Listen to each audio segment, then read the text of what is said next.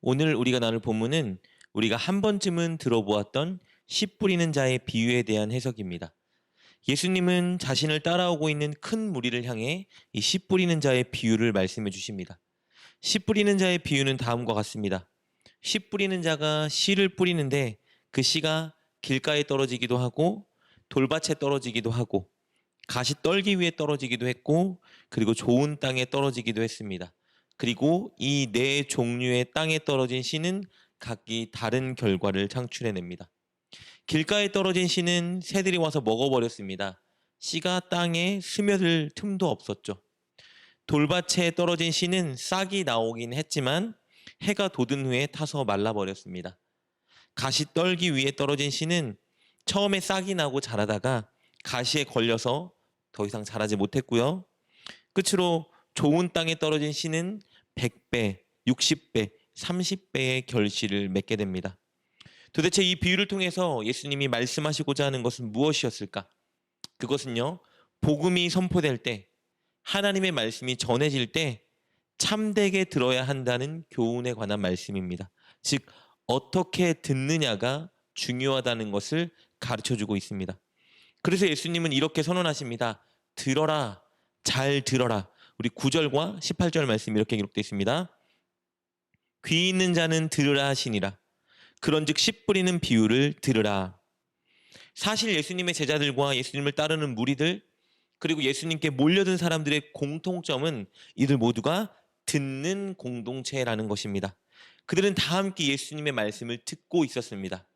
차이점은 어떻게 듣고 있느냐였습니다. 예수님은 당신의 말씀을 듣고 있는 사람들을 길가, 돌밭, 가시떨기 그리고 좋은 땅으로 비유하고 계신 겁니다. 그리고 이 네 종류의 사람들은 모두가 다 예수님의 말씀, 즉 복음을 듣지만 결국 나중에 다른 반응과 열매를 맺게 될 것입니다. 그들의 반응과 최후 그들이 맺게 될 열매가 무엇인지 살펴보도록 하겠습니다. 먼저 길가로 비유되는 사람들의 반응입니다. 19절입니다.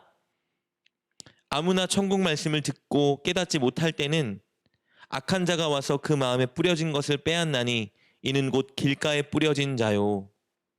길가로 비유되는 자는 말씀을 들은 자입니다. 말씀을 들었어요. 그러나 들은 말씀을 그 마음에 새기지 못하고 빼앗긴 자입니다.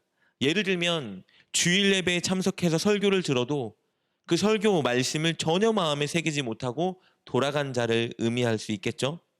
말씀은 우리를 변화시키는 힘이 있지만 이런 사람에게 말씀은 어떤 변화도 어떤 열매도 주지 못합니다.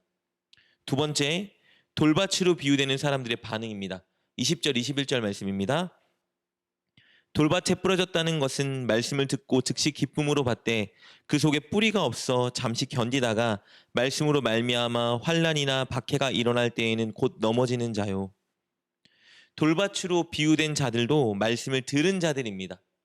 이들은 처음 말씀을 들은 직후는 들은 말씀으로 인해 감격하고 기뻐하지만 말씀대로 살아가느라 손해보고 피해보는 자리에 서야 될 때 말씀의 실천을 포기하고 말씀을 저버리는 자들입니다. 결국 말씀으로 인한 삶의 열매나 변화 이들은 누릴 수가 없는 것이죠. 세 번째, 가시떨기로 비유되는 사람들의 반응입니다. 22절입니다. 가시떨기에 뿌려졌다는 것은 말씀을 들으나 세상의 염려와 재물의 유혹에 말씀이 막혀 결실하지 못하는 자요. 가시떨기로 비유되는 사람들도 말씀을 듣기는 들은 자들입니다. 이들은 처음 말씀을 들은 직후에는 돌밭으로 비유된 사람들처럼 들은 말씀으로 인해 기뻐하지만 삶의 현장으로 돌아갔을 때 염려나 돈이나 세속적인 쾌락을 위해서 온전히 말씀 실천하고 순종하는 일을 포기하는 사람들입니다.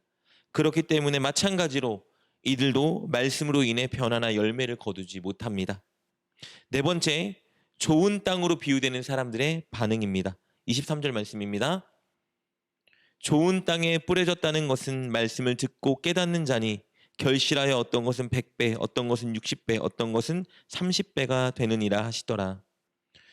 좋은 땅으로 비유되는 사람들도 말씀을 들은 자입니다. 그리고 이들은 끝까지 들은 말씀을 지키고 실천하여 열매를 맺는 자들입니다. 말씀을 마음에 새겼고요. 시련과 환란이 다가올 때 말씀을 더욱 붙잡았습니다. 삶의 현장에서 염려나 돈이나 세속적인 쾌락이 다가올 때에도 그 유혹들을 뿌리치고 말씀대로 행한 자들입니다. 그래서 이들은 먼저 자신들이 마치 새 사람처럼 변화되어 가고 그리고 많은 사람들을 옳은 길로 인도하는 사람이 되었습니다.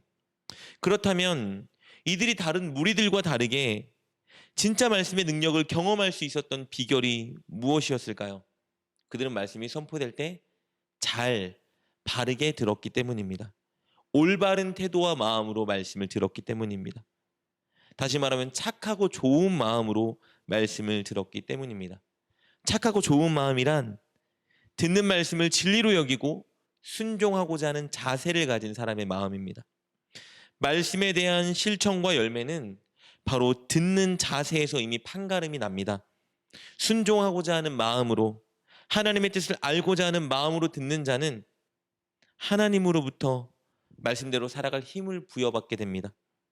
앞서 살펴본 세 부류의 사람들은 자신의 욕구나 바람을 이루려는 마음 혹은 단순한 호기심 그리고 의무감으로 말씀을 들었지만 이 네 번째 부류의 사람은 하나님의 뜻을 알고 하나님께 순종하고자 하는 마음으로 말씀을 들었습니다.